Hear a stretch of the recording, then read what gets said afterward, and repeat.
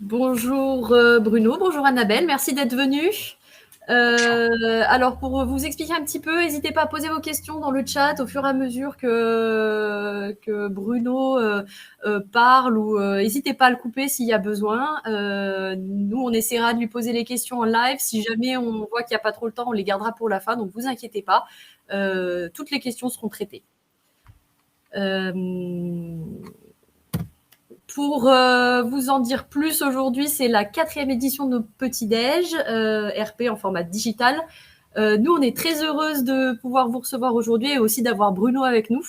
Bien évidemment, on va se présenter rapidement vu que vous nous connaissez déjà un peu et on vous présentera ensuite l'invité du jour qui lui présentera son podcast, comment ça fonctionne et comment ça se passe. Et bien évidemment, il y aura aussi un temps d'échange, donc n'hésitez pas, c'est le moment. Bruno est là, donc on est d'ailleurs hyper heureuse qu'il soit avec nous. Du coup, je vais laisser la parole à Annabelle qui va un peu vous présenter l'équipe et GTech RP. Alors, bonjour à tous. Pour ceux qui ne nous connaissent pas encore, donc nous sommes 4 au sein de GTech RP. Donc, pour faire un petit rappel, GTech, c'est un cabinet marketing qui existe depuis 15 ans maintenant, donc qui adresse les éditeurs, les intégrateurs de logiciels, les ESN. Et donc, on adresse toute la chaîne marketing. Et nous, au sein de GTech RP, on est l'agence de relations presse. Donc, nous sommes 4, Aude, Ludivine, Jessica et moi-même. Et donc, on accompagne nos clients sur tout ce qui est stratégie de relations presse. Donc, aujourd'hui, on fait donc cette 4e édition des petits déjeuners RP parce qu'on s'est rendu compte justement en côtoyant au quotidien les journalistes, les responsables marketing, les podcasteurs, qui avaient un réel besoin de créer du réseau et surtout qui avaient peut-être un manque de compréhension de la part des entreprises en général par rapport aux journalistes, par rapport aux attentes des podcasteurs, de ce dont ils avaient besoin, leurs enjeux un peu du quotidien. Donc, on s'est dit qu'il fallait répondre à ce manque d'information, à ce manque de compréhension et faire que ces deux mondes se rencontrent. Donc, c'est pour ça qu'on organise ça assez régulièrement où on invite un journaliste, un podcasteur à rencontrer nos clients, mais pas que, les entreprises qu'on côtoie dans notre écosystème, qu'on identifie comme pouvant être intéressés par ce genre de petits déjeuners RP. Et on fait en sorte, en fait, qu'ils puissent dialoguer, qu'ils puissent poser leurs questions et qu'ils puissent comprendre un petit peu comment tout ça fonctionne pour qu'ensuite, ils puissent être un peu mieux armés pour aller les solliciter. Voilà.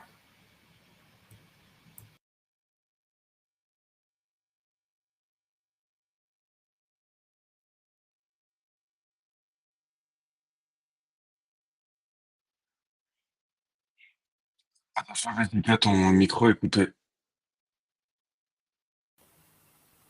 Merci Bruno. Les aléas du direct. Alors, comme le disait Annabelle, notre mission aujourd'hui, c'est vraiment de vous donner l'opportunité de vous rencontrer. Donc, n'hésitez pas à poser vos questions à Bruno. Il est aussi un peu là pour ça. Nous, pourquoi on a décidé de vous proposer à vous vos petits déj? Parce qu'en fait, on connaît certains d'entre vous, notamment à travers des petits déj qu'on avait déjà fait en présentiel. On sait que vous avez des entreprises avec des missions innovantes, que la plupart d'entre vous, vous avez des belles histoires à raconter. Donc, qu'un créateur de podcast comme Bruno soit avec nous aujourd'hui, ça peut être très intéressant pour vous. Et pour lui, bien évidemment, parce que s'il repère des sujets, ça peut être aussi intéressant pour lui. Alors, hop. Donc, on va peut-être arrêter de parler avec Annabelle. On va laisser un peu Bruno se présenter son podcast Yves 10 Zendev, son fonctionnement, la manière dont il choisit ses sujets et aussi ses relations avec les attachés de presse. Voilà, donc Bruno, je te laisse la parole. Merci beaucoup Jessica, merci beaucoup Annabelle de m'inviter, de me donner cette opportunité de présenter un petit peu le podcast. Je vais commencer en m'excusant auprès de tout le monde parce que j'ai une petite extinction de voix, donc et pourtant c'est mon outil de travail principal, donc je m'en excuse. Il se peut que je coupe mon micro par moment pour pouvoir tousser sans vous déranger. mais je pense que je devrais réussir à vous présenter mon podcast. Ça devrait bien se passer jusqu'au bout. Euh, donc If This Then Dev, alors c'est un podcast, je sais, qui peut être un petit peu compliqué à prononcer. C'est parfois un petit peu difficile.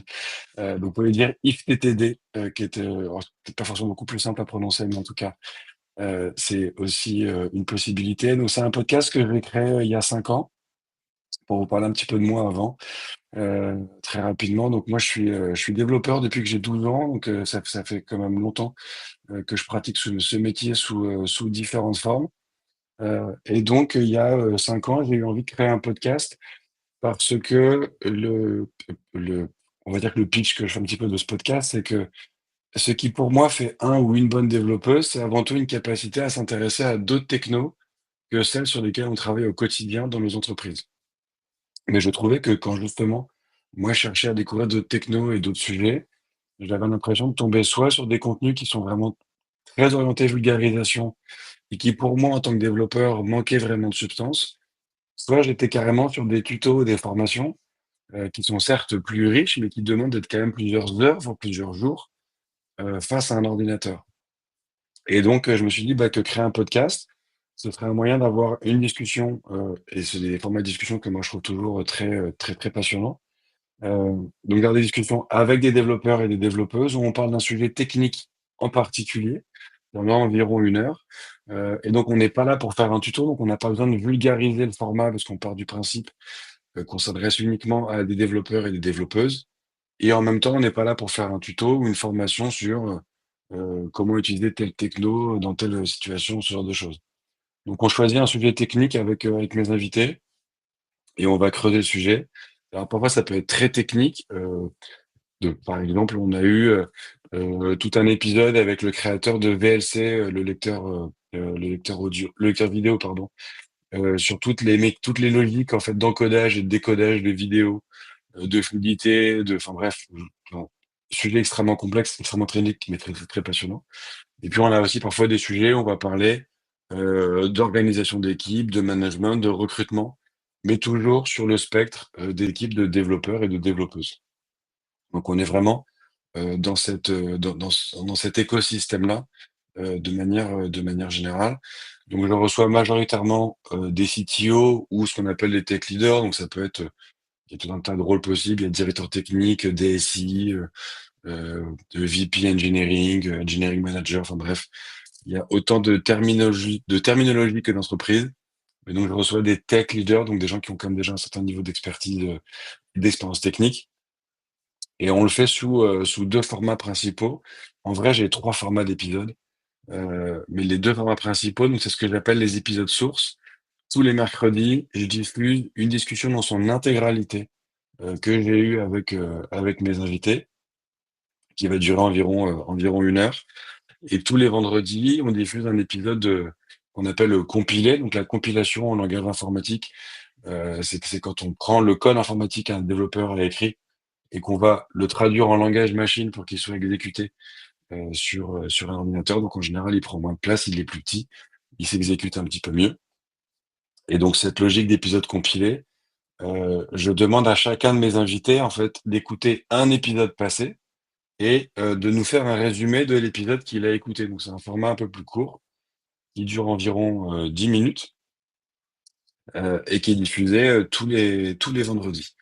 Le troisième format qui est présent sur le podcast, mais de manière un peu plus sporadique, on va dire, c'est que 3 ans après la diffusion d'un épisode source, je recontacte mes invités pour leur proposer de faire un épisode qu'on appelle de refactoring. Donc c'est quand on va réécrire du code quelques années après pour le moderniser. Bah, de la même logique, je propose à mes invités de revenir 3 ans après au micro du podcast bah, pour nous raconter ce qui a changé depuis les 3 dernières années qui se sont écoulées. Mais il y en a beaucoup moins. Je crois qu'il y a à peu près un invité sur 10 qui revient 3 ans après. Donc voilà pour les différents formats d'épisodes et et la ligne éditoriale. Je sais plus ce que j'ai prévu de dire après. Hop, merci. Oui, donc j'ai différents formats, effectivement d'épisodes. Donc très grosse majorité de l'audience, se fait au format podcast, donc c'est exclusivement de l'audio. disponible sur toutes les plateformes de podcast diverses et variées, bien évidemment. Donc aujourd'hui, le podcast touche à peu près 30 000 développeurs et développeuses chaque mois sur les différents épisodes. Donc la majorité sur la partie purement audio. On a aussi une chaîne YouTube qui commence à prendre un peu de traction, mais qui est encore quand même très marginale. Où en fait on diffuse aussi la partie vidéo, parce que les enregistrements se font aussi en vidéo. Donc on diffuse aussi l'intégralité de l'épisode en format vidéo sur YouTube. Et on diffuse aussi en live l'enregistrement de l'épisode avec tout ce qui est autour. On a aussi l'enregistrement du compilé. On fait tout ça en live sur YouTube Live et sur Twitch. Travail de captation vidéo aussi. Donc tout ça, ça se fait dans un studio que je loue à Paris, où je reçois du coup chacun de mes invités. Les versions refactoring et compilé, donc c'est deux formats un peu plus courts, eux sont disponibles qu'en audio, ils sont pas disponibles en vidéo. On, non. On diffuse aussi une partie du contenu sur TikTok et sur LinkedIn. Donc sur TikTok, on met des extraits vidéo. C'est nouveau ça sur TikTok ou ça fait un moment que tu Euh, utilises la plateforme? Ça fait une bonne année qu'on diffuse des extraits, même un peu plus, je dirais peut-être 1 an et demi, qu'on diffuse de D'accord. manière un peu plus prononcée des extraits sur TikTok. TikTok a l'avantage de très bien fonctionner. Il y a quand même une certaine viralité, mais on n'est que sur des extraits qui vont faire 1 minute à 2 minutes maximum.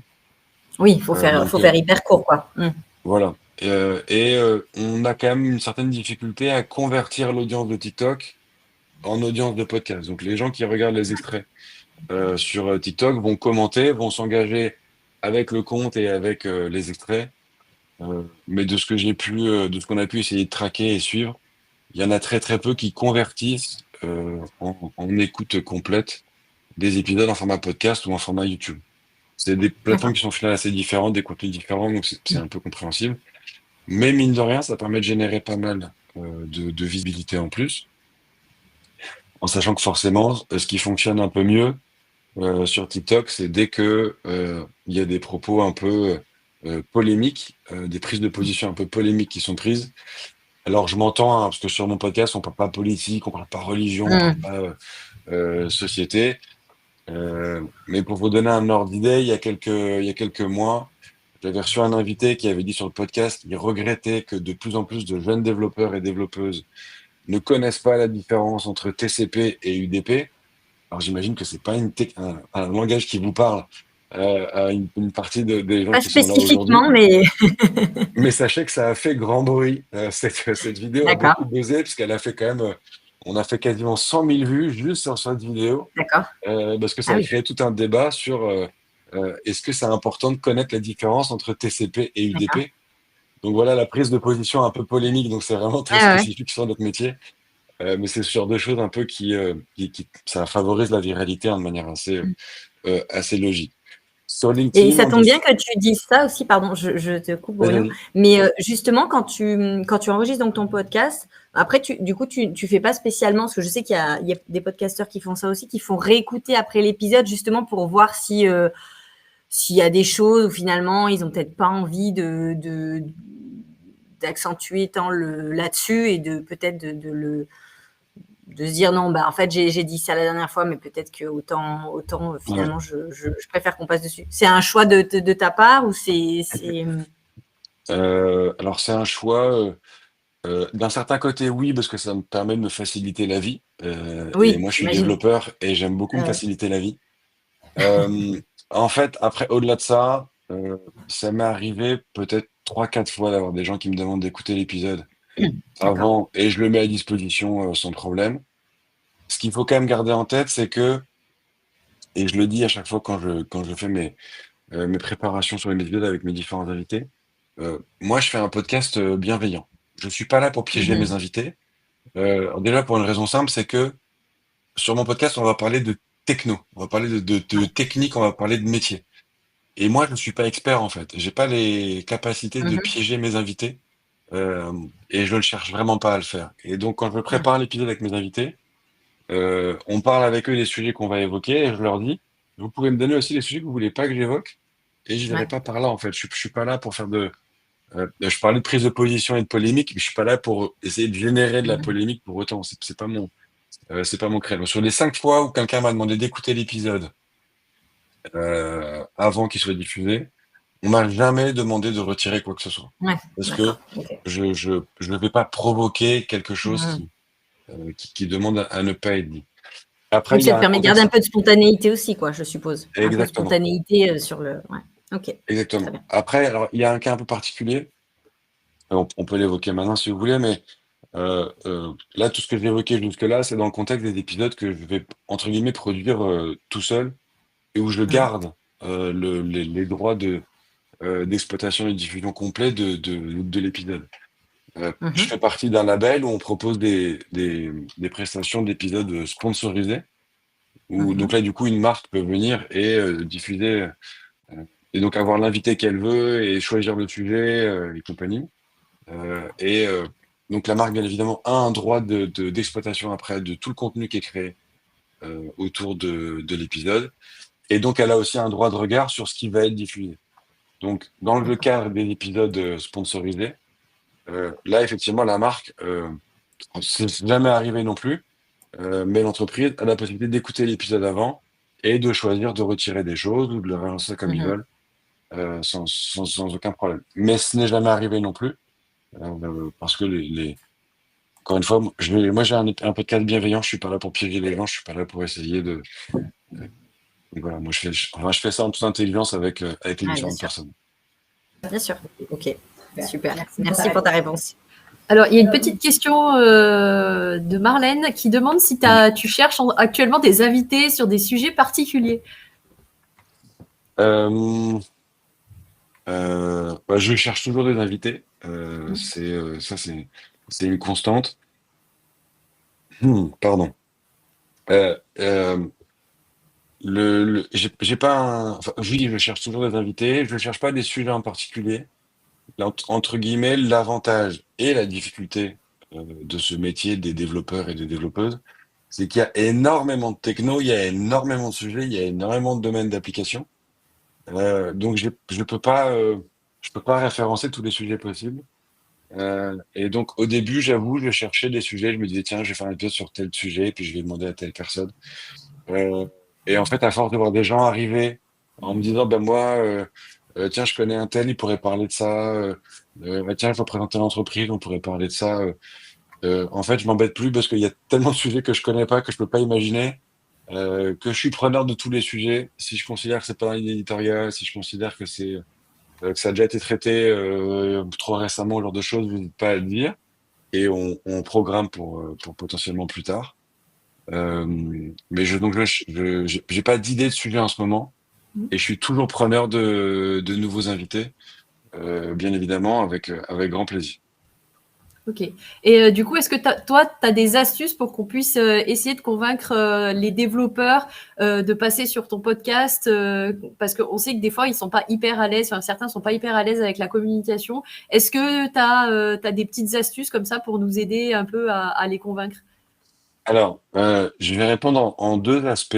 Le premier, c'est que, alors, effectivement, dans ce milieu, il y a beaucoup de personnes qui sont pas très à l'aise avec la communication. Le format qui plaît en général, moi, à ma communauté, et qui facilite un peu le sujet, c'est que je ne parle pas de l'individu qui vient. Je lui demande pas son parcours, je lui demande pas de me raconter sa vie. Je pose bien évidemment aucune question personnelle. On est là pour parler techno. On est là pour parler technique. Donc la personne vient parler de son métier, de ce qu'il fait dans son métier au quotidien, des choix techniques qui ont été faits, des choix d'architecture, comment c'est architecturé. Enfin bref, on parle vraiment de techno, de métier. Et ça facilite quand même grandement la discussion parce que, en fait, dans nos métiers de développeurs, on passe notre temps à parler avec d'autres développeurs et de parler de dev et d'être très technique et on est entre nous, en fait, on a notre jargon, on a notre vocabulaire et c'est exactement l'environnement de mon podcast. C'est qu'on est entre nous, on est entre développeurs. Heu, vraiment, la majorité de mes épisodes sont incompréhensibles pour, le reste du monde, pour les non développeurs. Mais c'est le format qui plaît, donc ça facilite aussi cet exercice pour tous mes camarades développeurs et développeuses. Ok. Par contre, on est d'accord, le parcours un peu de l'expert qui va discuter avec toi est aussi est important, alors peut-être pas autant que le sujet, mais important quand même, parce que s'il n'est pas développeur, finalement, tu t'accepteras pas forcément qu'il passe dans ton podcast. Alors oui, en fait, le parcours permet effectivement de crédibiliser le discours. Donc, je demande quand même, bien évidemment, à la personne de se présenter, d'expliquer d'où elle vient, comment elle est arrivée sur tel sujet, ou ce genre de choses. Euh, mais oui, j'ai très peu de questions personnelles. Je suis pas comme le podcast de Mathieu Stéphanie, par exemple, Génération du Yourself, où lui, il va carrément demander à la personne de me raconter sa vie. Moi, je ne demande pas à mes invités de raconter leur vie. On est là vraiment pour parler d'un sujet technique, mettre en avant une innovation, mettre en avant une création technique, mettre en avant une façon de travailler, euh, mais pas une personne en tant que telle. Elle se présentera bien évidemment parce que c'est évidemment important pour crédibiliser la prise de position qui est faite. Sur le, pardon, sur le fait de euh, aider à convaincre les personnes qui ont peut-être pas toujours envie de venir, ça me permet juste de boire un peu.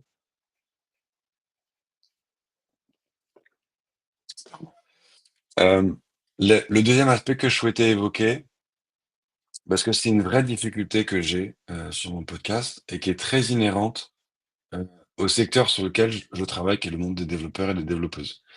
Vous pouvez voir que je fais quand même, j'ai le réflexe de dire quasiment à chaque fois développeur et développeuse, mais il y a très peu de développeuses dans notre métier.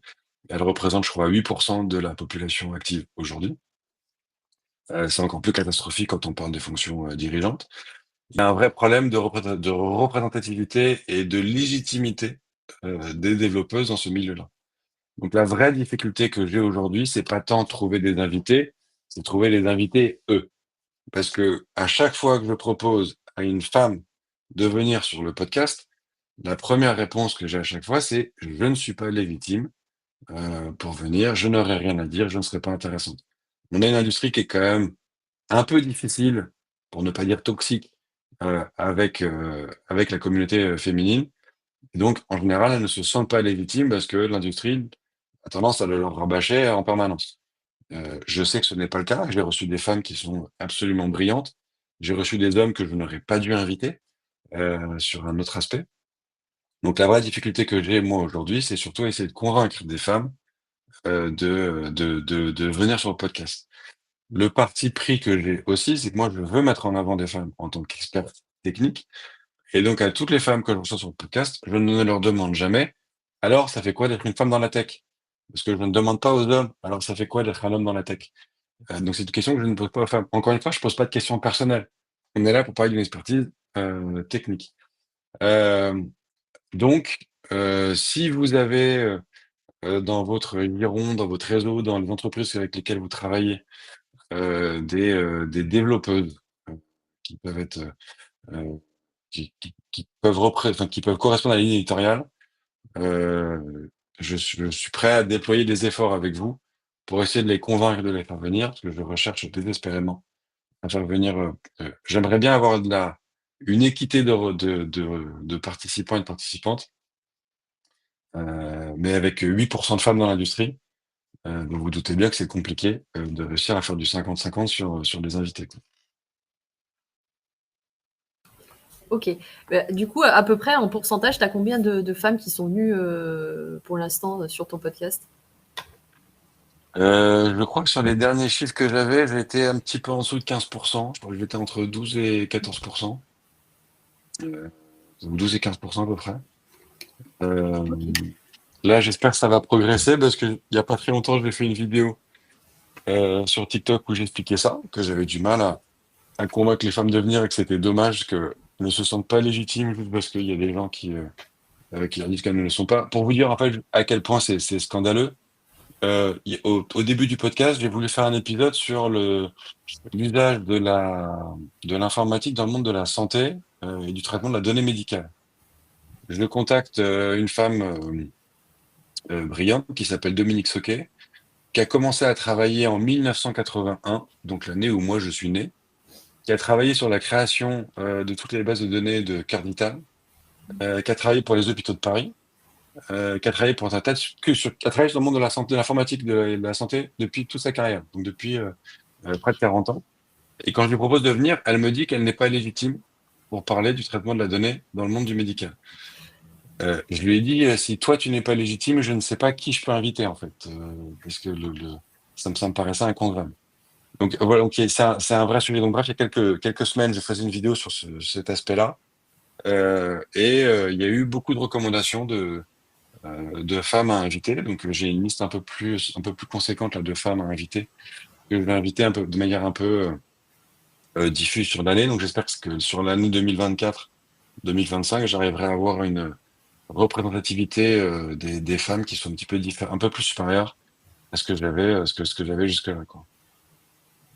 Ok, ça marche. Et du coup, au niveau de ton audience, alors, toi, c'est surtout des devs, hein, c'est ça? Alors oui, j'ai eu l'occasion de faire plusieurs fois quelques sondages et audits de mon audience.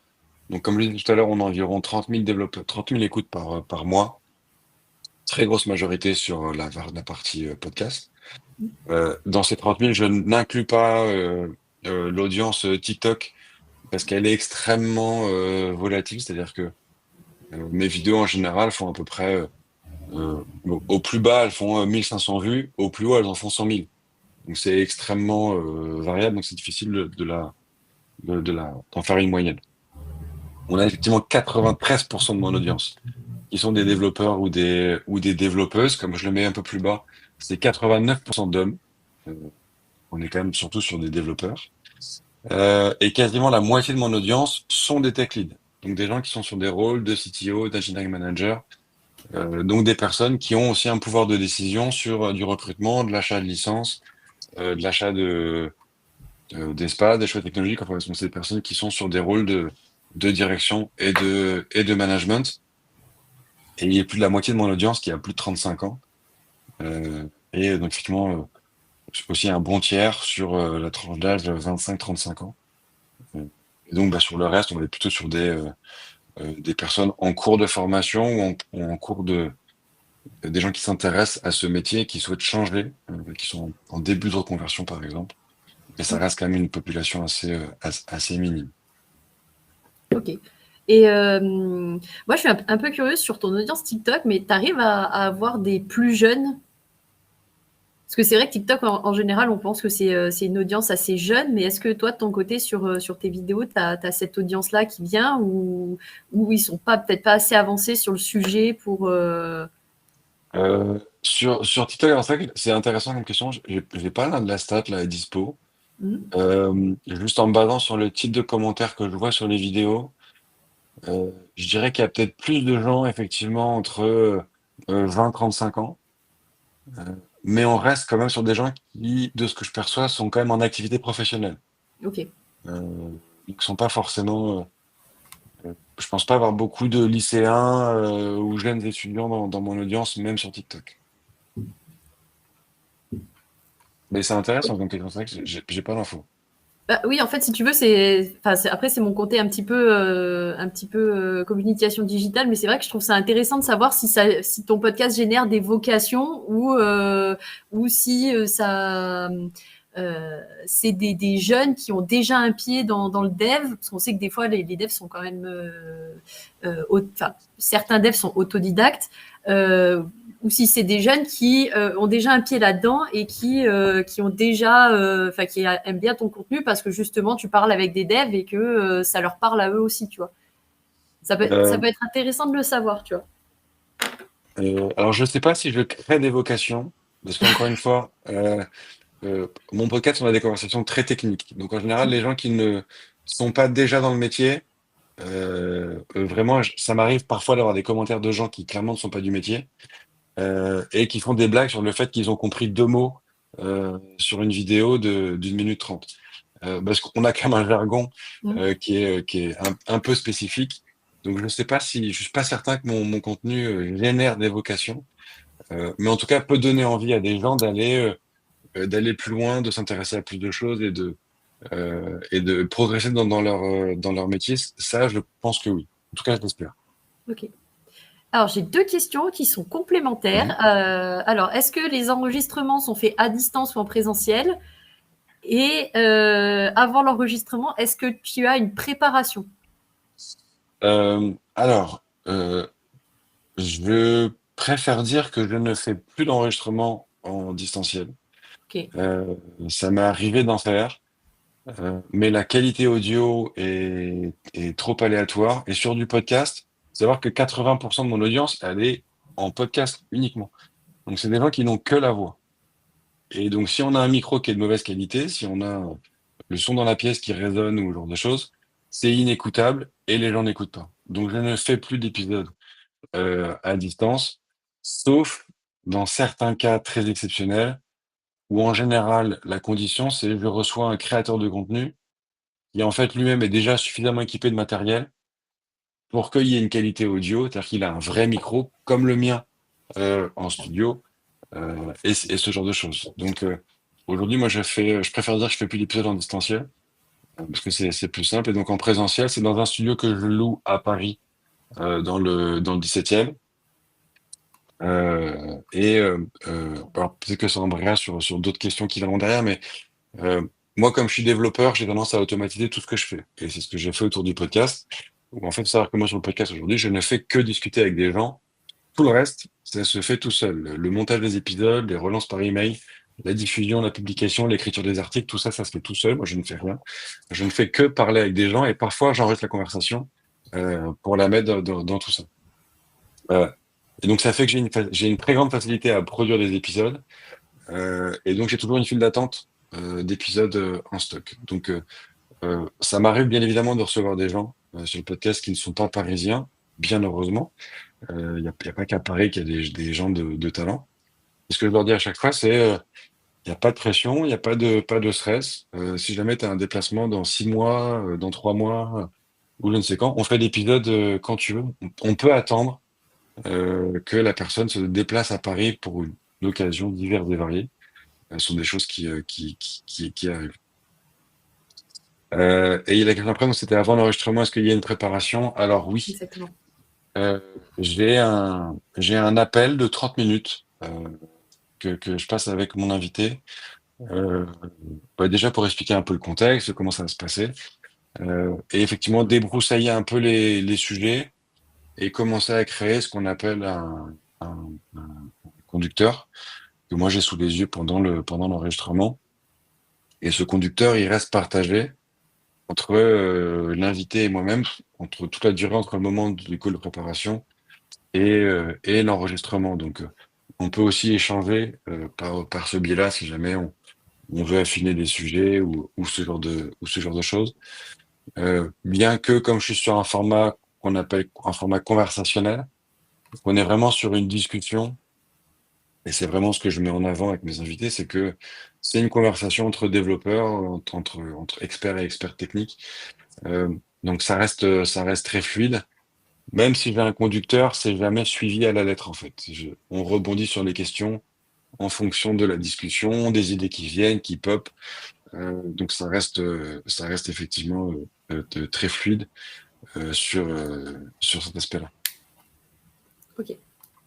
Et du coup, est-ce que ça t'arrive de travailler ou en tout cas d'échanger avec des attachés de presse comme nous, ou en tout cas quelles sont tes relations avec ces attachés de presse et tes attentes par rapport à eux? Dans l'ensemble, ça se passe à chaque fois très bien. Là-dessus, j'ai aucun souci là-dessus. Comme je l'ai dit tout à l'heure, quand on me propose une personne ou un sujet qui est pas forcément aligné, je le dis sans aucun problème. Hmm. Ça m'est pas arrivé souvent, ça a dû peut-être m'arriver 3, 4 fois de trouver que on n'était pas tout à fait alignés. Ça a dû m'arriver une fois ou deux de dire ah ben on a déjà fait ce sujet il y a pas longtemps, Euh, donc on a pris rendez-vous pour dans 6 mois, histoire de il y ait suffisamment d'espace entre le traitement des sujets. Euh, Parce qu'il n'y a aucun souci pour traiter des sujets qui ont déjà été traités, parce que la techno change, parce que l'actualité change et parce que on fait un métier qui peut paraître technique, mais qui au final est très humain. Et donc, il n'y a jamais deux personnes, il n'y a jamais deux équipes qui vont traiter un sujet de la même façon. Donc, le fait d'avoir deux points de vue, c'est toujours intéressant. J'essaye de pas trop les coller pour autant. Donc, globalement, avec les agences des attachés de presse, ça se passe très bien. Euh, euh, Petit point que je me permets quand même d'ajouter, c'est que il y a un truc que j'ai changé dans mon process depuis quelques mois. C'est que je pars du principe que si je suis contacté par des attachés de presse, c'est que c'est des personnes qui veulent utiliser mon audience pour se mettre en avant. Ce que je comprends complètement, il n'y a aucun souci là-dessus. Et donc, je demande une participation aux frais de production de l'épisode. On n'est pas sur une démarche d'épisode sponsorisé, qui est un niveau de prestation différent. Il ne s'agit pas d'acheter les droits d'exploitation d'épisodes, ce genre de choses. C'est pas non plus obligatoire et c'est pas un montant figé. Faut savoir que moi aujourd'hui un épisode ça me coûte 500 euros à produire. Si je prends en compte la location du studio, les frais de montage et tous les différents outils que j'utilise autour. Et donc voilà, je demande s'il peut y avoir une participation à ces frais-là.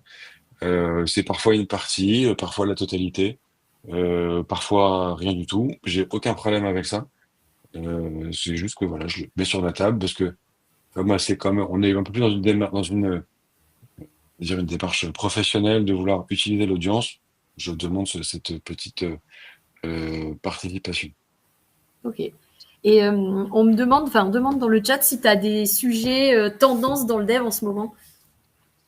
Alors oui, il y a des très grosses tendances en ce moment, et c'est un peu une difficulté. En ce moment, il y a une énorme tendance. Vous l'entendez forcément, vous le savez aussi, c'est toute la partie IA, qui est le sujet dont tout le monde parle depuis fin 2022 maintenant.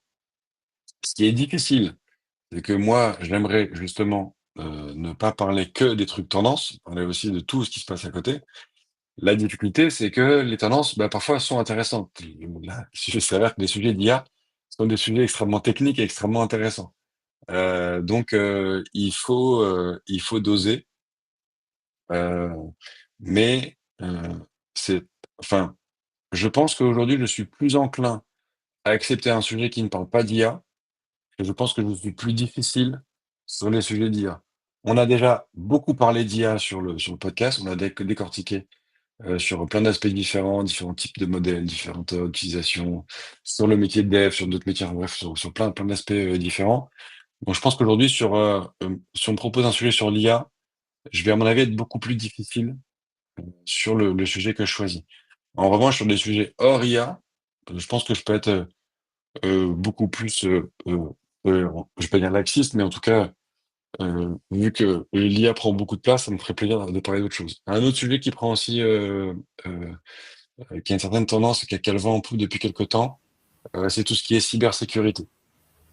Des sujets qui sont importants, sur lesquels les développeurs sont pas suffisamment formés. Et donc ça, c'est des sujets aussi, alors, sur lesquels je commence à être regardant parce que pareil, on en a beaucoup parlé. Euh, et on en a parlé des sujets quand même assez de plus en plus élevés. Pour vous donner un ordre d'idée, j'ai reçu la semaine dernière le général Tisser, qui est un général 4 étoiles, qui n'est autre que le général qui a créé l'armée cyberdéfense de interarmée. Donc il a créé ce qu'on appelle le ComCyber, donc le commandement cyberdéfense. Donc il représente un régiment de 8000 personnes qui protège la France et ses armées. Qu'il a créé ça en 12 ans, et donc il est venu nous raconter cette aventure-là. Donc, vous imaginez que là, on commence à parler d'un niveau de cyberdéfense qui est quand même assez élevé. Mais c'est des sujets qui plaisent toujours. Et sachez que un type d'épisode qui fonctionne extrêmement bien et que j'ai beaucoup de mal à trouver parce que c'est pas facile, ce sont des entreprises qui viennent nous raconter le jour où ils se sont fait avoir, le jour où ils se sont fait hacker. Et ça, ce sont des épisodes qui fonctionnent toujours très bien parce qu'il y a un côté storytelling, parce que ce sont des trucs qui nous font tous un peu rêver de se dire, tiens, bah, qu'est-ce qui se passe quand une vraie entreprise se fait hacker? Est-ce que ça se passe comme dans Hollywood? Alors, spoiler alerte, pas du tout. Mais comment ça se passe en vrai? Euh, et c'est d'autant plus précieux que très peu d'entreprises sont prêtes à expliquer réellement ce qui s'est passé. Moi, j'ai fait 3 épisodes comme ça, où des gens viennent nous raconter le jour où ils se sont fait attaquer. On a une entreprise, de vente aux enchères qui un jour s'est fait voler ses accès, sur Amazon et donc du coup son site a disparu du jour au lendemain. On a un journal, qui s'est fait attaquer et s'est retrouvé inaccessible, du jour au lendemain, en pleine nuit parce qu'ils avaient eu, certains articles qui n'avaient pas plu à certaines organisations, terroristes. Et on a eu, un logiciel de sécurité qui, en s'installant chez plusieurs clients, en fait, a dévoilé une faille de sécurité. Ce qui est paradoxal. Et donc ils nous ont raconté comment est-ce que cette faille a été découverte, exploitée et compagnie. Ça, c'est des épisodes qui fonctionnent très bien parce que, bah, c'est des choses qui intéressent beaucoup de gens et qui sont, peu disponibles. Donc si vous avez dans vos clients des entreprises, qui se sont déjà fait hacker, C'est sachez difficile pour que nous aussi d'en avoir. On a du mal aussi hors j'imagine anonymat, c'est compliqué. Et du coup, tu les as anonymisés, ceux-ci, ou ils ont accepté pas de du tout. témoigner Ils ont D'accord, accepté de témoigner. ok. Ce qui m'est arrivé de manière un peu frustrante, c'est que j'ai déjà eu le cas, d'entreprises qui venaient et qui s'étaient fait hacker et j'avais envie qu'on parle du sujet et ils m'ont dit: Ouais, «Non, on en a déjà trop parlé». C'est-à-dire qu'ils l'avaient ouais, déjà couvert sur d'autres supports, d'autres formats et du coup, ils voulaient arrêter d'en parler. C'était même pas qu'on le gardait secret, c'est juste qu'ils en avaient déjà suffisamment parlé. Donc hmm. ça, c'est frustrant.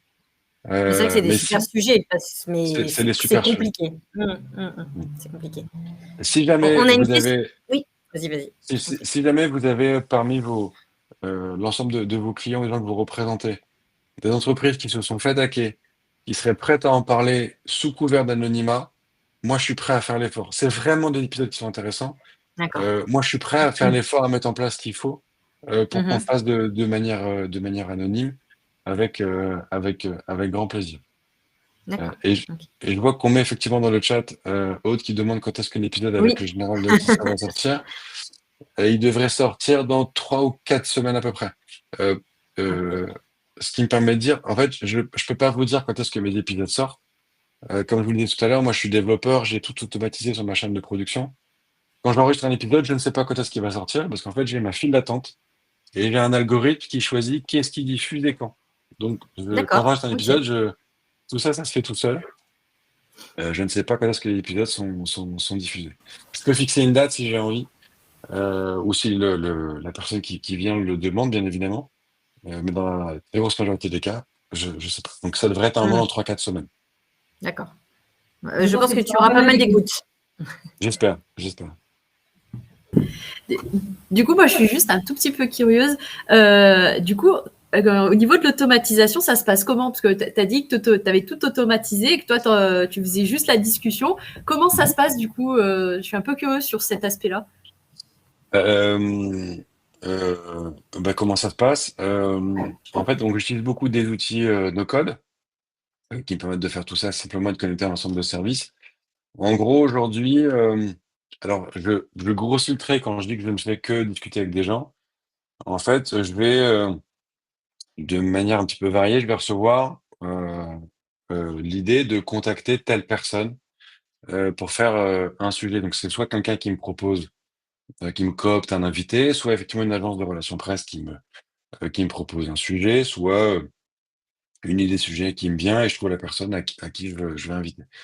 Et donc cette personne-là, je lui propose un lien Calendly, donc qui est une réservation de créneau d'enregistrement, de préparation d'enregistrement. Donc la personne prend son créneau et donc là, bah, la personne rentre automatiquement dans une chaîne entièrement automatisée. Donc le créneau, c'est-à-dire que sans que je fasse rien, le créneau s'ajoute à mon agenda à un moment où je suis disponible.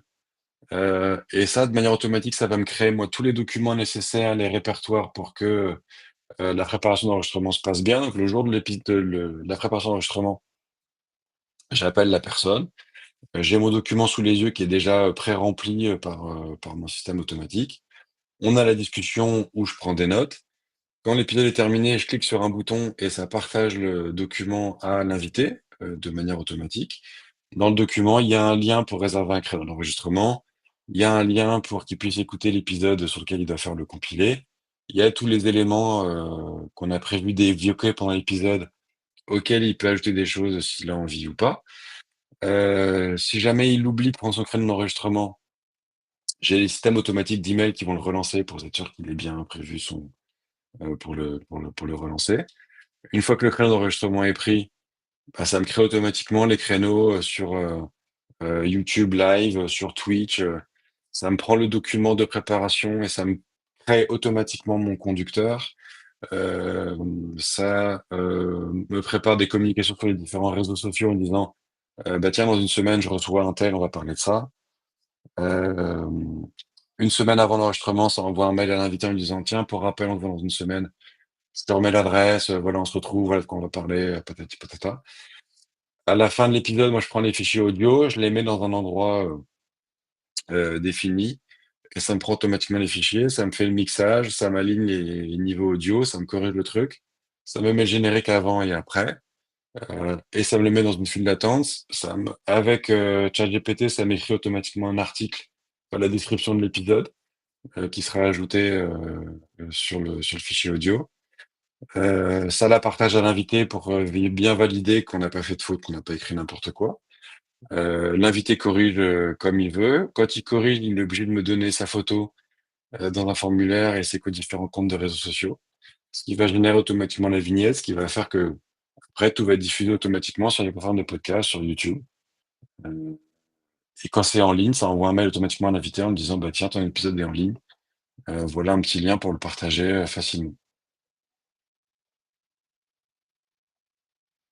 Donc voilà, tout c'est vraiment, enfin, il y a beaucoup de choses qui se font, qui font tout seul, et c'est ce qui me permet de produire facilement des épisodes et de parfois diffuser 3 épisodes par semaine au lieu de 2. Tu m'étonnes. Franchement, c'est vrai, effectivement, j'en reste un peu bouche bée parce que c'est vrai que c'est hyper bien rodé. C'est toi qui as développé tous les outils ou vraiment tu as trouvé deux, trois outils, puis tu t'es dit, bah, je vais créer des espèces de petits liens les uns entre les autres. En fait, les outils no-code permettent effectivement de connecter des services entre eux. Donc, par exemple, j'utilise Airtable, qui est un service un peu d'Excel sous stéroïdes, donc qui permet du coup d'avoir toutes mes infos. J'ai mon Google Workspace où j'ai mes Google Docs, j'ai tous mes fichiers audio qui sont stockés sur mon Drive ou ce genre de choses. J'ai ma boîte mail, bien évidemment, pour recevoir et envoyer des emails. Le service Calendly pour le créneau d'enregistrement. J'utilise Bannerbear pour la génération des covers d'épisodes, donc de l'image. J'utilise, comment ça s'appelle? Audacity pour le montage audio. J'utilise AudioMeans pour l'hébergement du podcast. Donc tout ça, c'est des services qui sont en fait interconnectables. Mm. Et donc pour connecter tout ça entre eux, j'utilise un service qui s'appelle Make, make.com, M-A-K-E, qui permet de connecter ces différents services et de dire, bah tiens, quand il se passe ça ici, voilà tout ce que tu dois faire. Et donc ça permet de faire les choses comme ça petit à petit. Ok.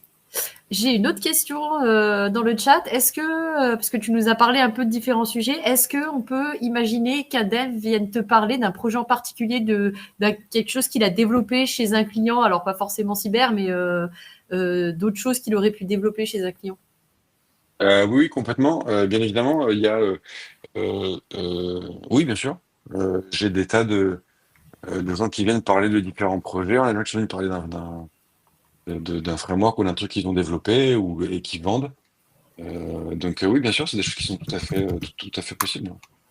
Ok. En sachant que, du coup, quelqu'un qui vient parler de quelque chose qu'il a développé chez un client, par exemple, l'angle qu'on va prendre, c'est qu'on va essayer de décortiquer la complexité de ce qui a été créé et comment cette complexité a été adressée, comment est-ce qu'elle a été surmontée, et donc comment est-ce que tout ça a été construit. Donc ça veut dire qu'on va aussi un peu décortiquer tout le développement qui a été fait sur ce logiciel-là. Alors je vous rassure, on révèle aucun secret, on garde confidentiel ce qui doit être gardé confidentiel. Euh, et après, il faut être aussi conscient de ce qui a vraiment besoin d'être confidentiel ou pas dans ces métiers-là. Mais donc voilà, on révèle pas de secret, mais on va quand même essayer de décortiquer un peu le fonctionnement sous le capot, comme on dit. Ok. Moi, j'ai un dernier point. Tu parlais tout à l'heure que tu fonctionnais aussi avec un label. Comment ça se passe, ton lien avec eux? Euh, qu'est-ce qu'ils proposent de leur côté par rapport à ce que toi tu proposes? Enfin, comment fonctionne la relation entre vous deux? Euh, le label, en fait, me permet de monétiser mon audience.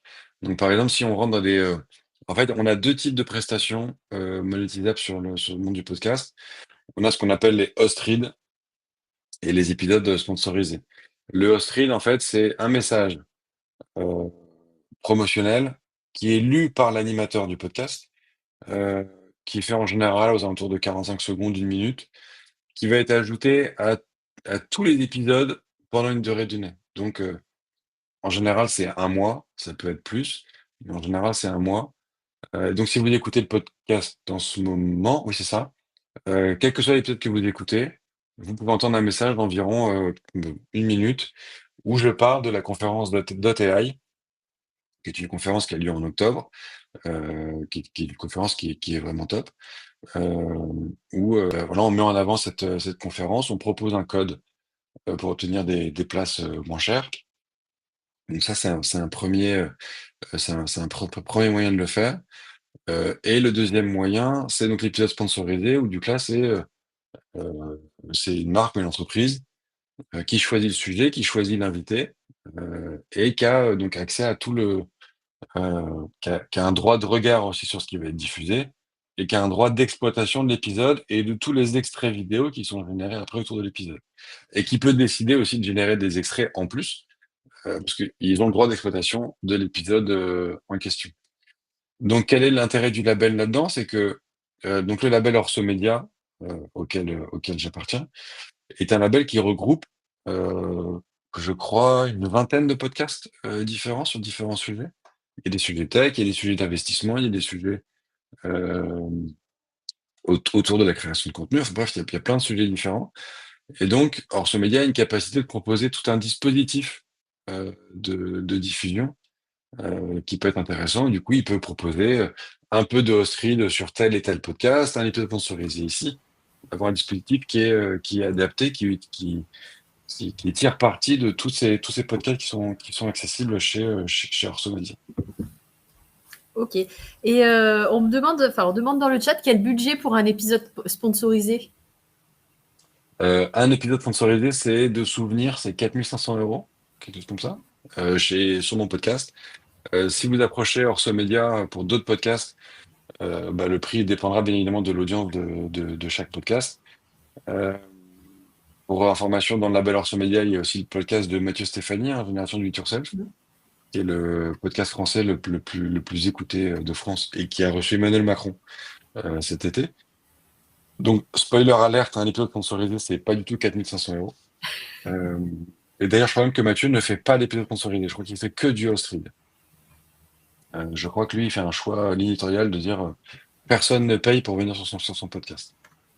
Et le host read de souvenir, je crois que c'est 3 500 € par mois pour 30 000 écoutes.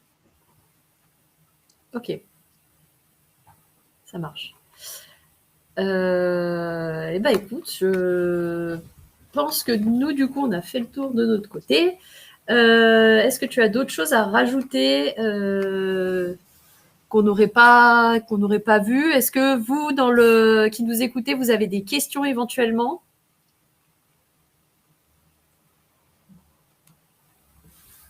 On va attendre 2 minutes, peut-être qu'il y a d'autres questions qui vont venir. Ça va aller, Bruno? Ça va aller. Ok, t'inquiète pas, de toute façon on a bientôt fini. Écoute, je te remercie d'être venu et Merci à vous. de nous avoir parlé de ton podcast. Il y en a Avec déjà grand qui plaisir. attendent ton épisode sur le général. Tout le monde a tout ce qu'il lui faut. Donc écoutez, si jamais vous avez des questions qui vous reviennent par la suite, n'hésitez pas à nous envoyer un petit mail de notre côté, on les enverra à Bruno et puis comme ça, au cas où, il pourra y répondre et compléter un petit peu ce qu'on s'est dit aujourd'hui. Et puis voilà, donc merci beaucoup à tous d'avoir suivi ce podcast. Merci Bruno d'être venu et puis à bientôt. Merci à tous, à bientôt.